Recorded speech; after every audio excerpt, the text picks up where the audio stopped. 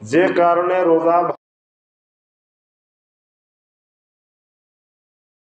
থুতু গিলে ফেললে, অনেকে আছে রোজা থাকি এক সামান থু থু থু থু করে না, এটা তো থুতুটা ভেতরেরই একটা অংশ, এটা তো বাহিরের না।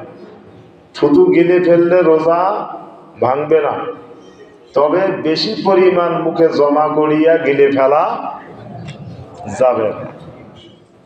আপনি স্বাভাবিক থাকেন, এমনি সময় যেমন স্বাভাবিক ছিলেন এখনো আপনি স্বাভাবিকে থাকেন। হ্যাঁ, অনেকে আমরা বারবার থুতু ফেলি, মুখ শুকিয়ে ফেলি, এটাও ঠিক না। আবার মুখে জমা করে গিলে ফেলাও যাবে না। 2 নম্বর, চুল কাটলে অথবা গোঁফ কাটলে, হ্যাঁ নখ কাটা, 3 নম্বরের নখ কাটলেও রোজা ভাঙবে না। মাথায় তেল মাখলে রোজা ভাঙবে না।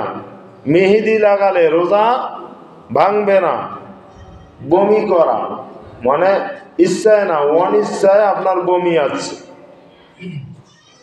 তাহলে রোজা ভাঙবে না। তারপরে খাবারের ঘেরান নেওয়া,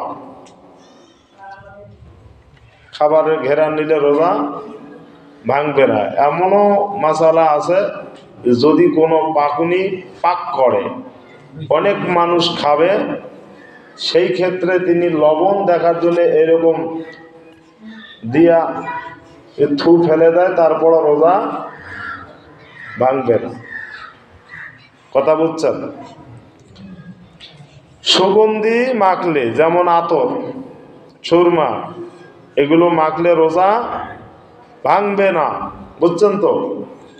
স্বপ্ন দোষ হলে, মানে রোজা আছেন, ঘুমিয়ে গেছেন, স্বপ্ন দোষ হয়েছে, এটা তো ইচ্ছায় না, অনিচ্ছায়, তাতে রোজা ভাঙবে না।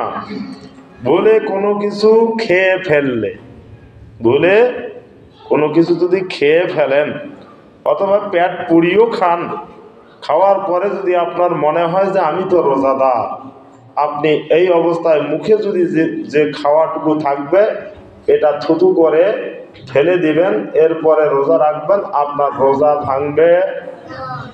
এক কথায় রোজা ইচ্ছাকৃত কোনো কিছু করলে রোজা ভেঙে যাবে, অনিচ্ছায় যা যাবতীয় হবে এর কারণে রোজা ভাঙবে না। ইসলাম কিন্তু কঠিন না, ইসলাম সহজ, ঠিক কিনা?